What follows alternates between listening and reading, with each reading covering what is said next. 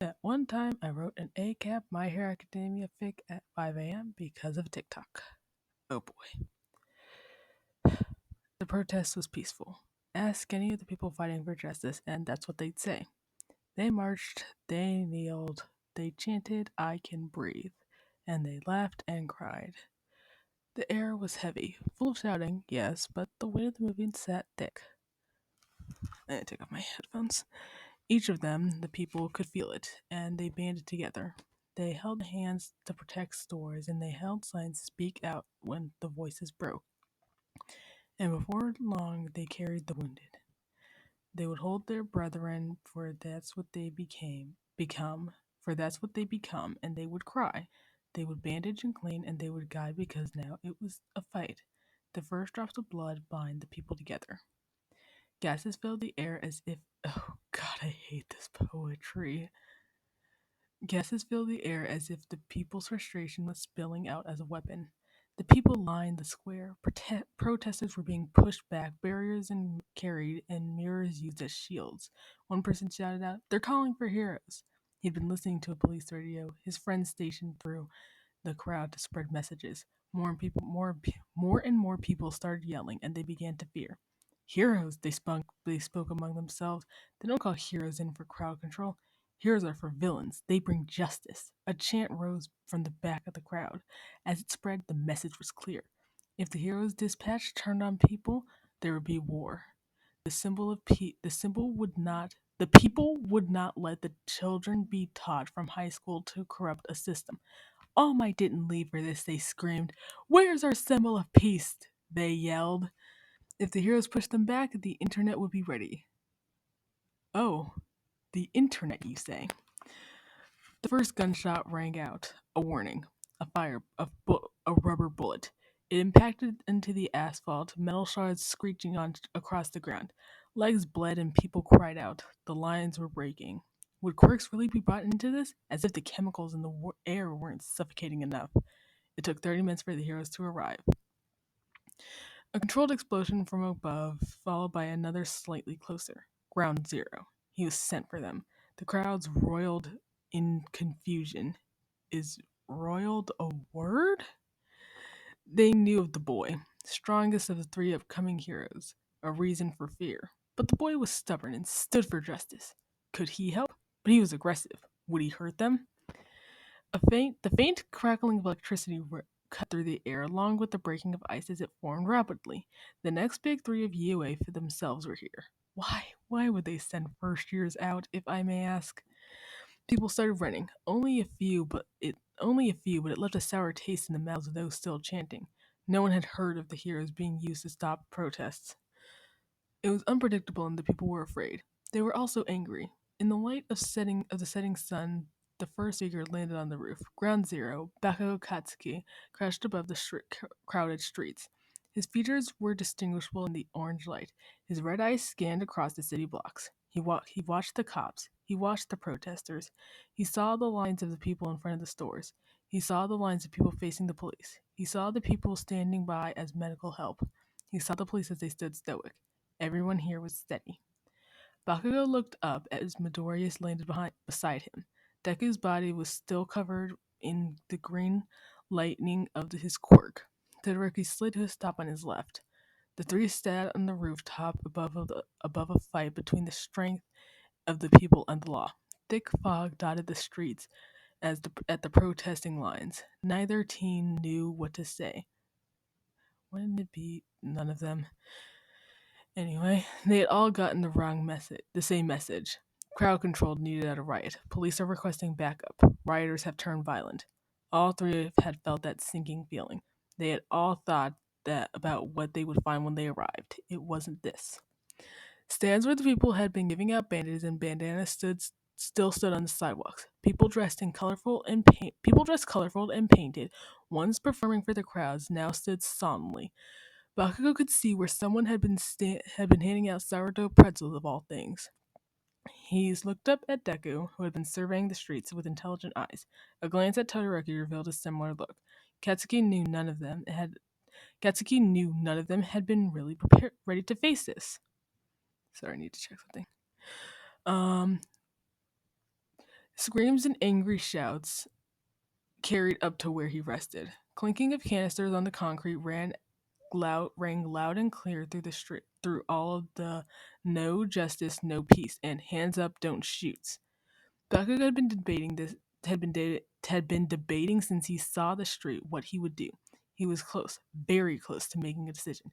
Katsuki stood up, glaring into the tear gas from above. Why switch between what name you call him?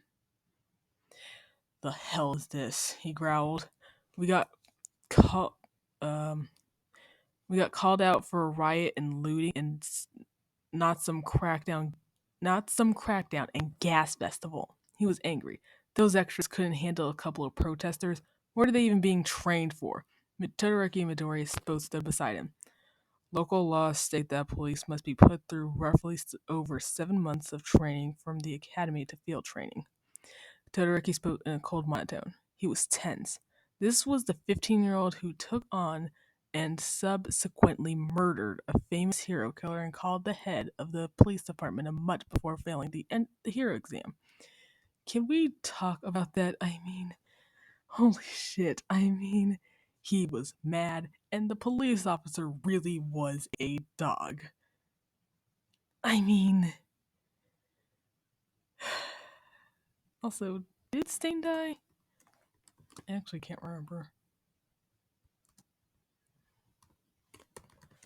Sorry, I can't remember if Stain died.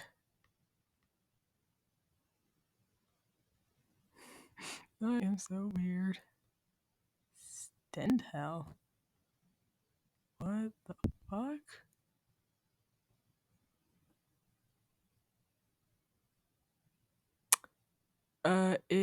Yep, he's still alive.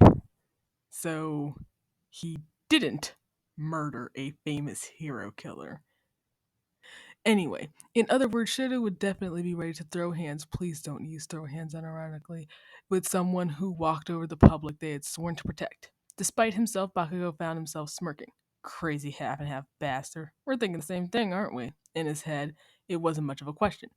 Deku had what was described best as determination sprinkled with devastation on his face. Izuku was struggling to really register that this was happening, that he was there and this was a choice he had to make. A big one. Dear God, here comes the part that I absolutely hate. Midoriya clenched his fists at his side. Please stop switching up between what you call them. We can't go down there and fight. These people are peaceful. No shit, Deku. They're not even hurting those extras. We got called for a bunch of nothing, Bakugo snapped. I'm going down, Todoroki said. His voice was strong and he left little room to argue. He stomped his foot and ice began to form into a ramp for him to slide down. Midoriya reaches out. Todoroki! Izuku snatches Shoto's arm before he could jump off. He faltered. You aren't going to hurt them, are you? His body no longer sparked, but his eyes were bright with fire. Of course he's not, Bakugo spoke. Of course I'm not, Todoroki replied at the same time. Bakugo huffed as he continued. I'm going down there to join them. Please don't. Our orders were for a riot and to subdue any aggressive behavior. The way I see it, that's what these protests are for. Bakugo had to admit half and half knew how to earn his respect. Not that he'd tell anyone. All the heroes shared a look before reaching a mutual agreement. They had done their jobs. It was under control, he reasoned, and now he was going to speak his mind. After all, the future hero, number one hero, needs a strong message and popularity. In the dying light, people down below watched as the three heroes jumped off the roof. A new spike of fear hit the crowds. With quirks like those, no way most of them would be able to get away. Todoroki slid down the building, his eyes sparkling and making him look ironically angelic as he dropped in the middle of the crowd. Ground Zero landed beside him, and Dakugo launched into the street, green electricity crackling along his frame. People parted quickly, waiting for the inevitable dispersal order and then capture. Were the people really going to be? Were the people were really being viewed as villains now? What? How close is it? Were the people were really being viewed as villains now? Please tell me that you were trying to spell something else. Ground Zero reaches for his gauntlets. They land on the asphalt with a clatter, his spikes and neck brace falling next. What spikes? I know he's got the neck brace, but what spikes are they referring to? And then a softer thud as Shoto drops his armor alongside them. Deku's gloves and mask soon joined the discarded armor on the ground. Three heroes stood, shed of armor and weapons, as they together raised their fists. I am so going to cringe at this moment because I have read it from a TikTok. I'm so glad this is almost done. Hands up, don't shoot, Deku shouted, firm and strong. Black Lives Matter, Todoroki's voice rang out in the strangely quiet street. I can't breathe, Bakugo screamed out, rage for those fallen and injured in the wake of these protests as fuel carrying his voice across their heads.